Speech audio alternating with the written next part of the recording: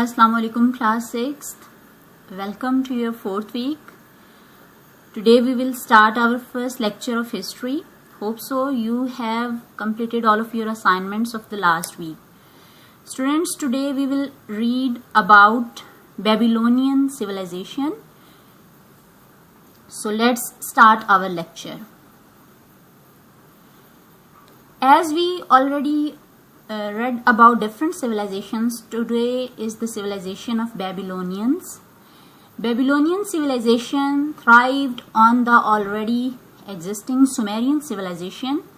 They were a significant segment of the Mesopotamian civilization and had great rulers like Hammurabi. In this passage, it is discussed that Babylonian civilization was so flourished and prosperous, and they have a strong impact on Sumerians, and they were very important part of the Mesopotamian civilization. Now, we will discuss the main features of Babylonian civilizations. Babylonians, like Sumerians, were also polytheists. They believed on many gods. They believed that gods also went through all the worldly sufferings. Their priests could predict the future by studying the sun, moon, planets, and stars. They had knowledge of geography, life sciences, and astrology. And like Sumerians, they also have the main profession, that was the profession of agriculture. So they believed on many gods and they were polytheists. Now, which things were invented by Babylonians? Students, first they invented the wheel. They gave us the idea of wheel.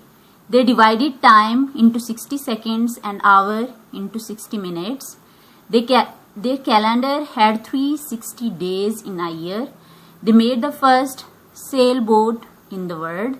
They made sundial clock. Sundial clock means the clock that was invented by Babylonians usually worked through sunlight. They invented plough to work in the fields. They developed the cuneiform writing style. So there were a lot of discoveries by Babylonians. So it shows that they were highly intelligent civilization. They were highly logical thinking.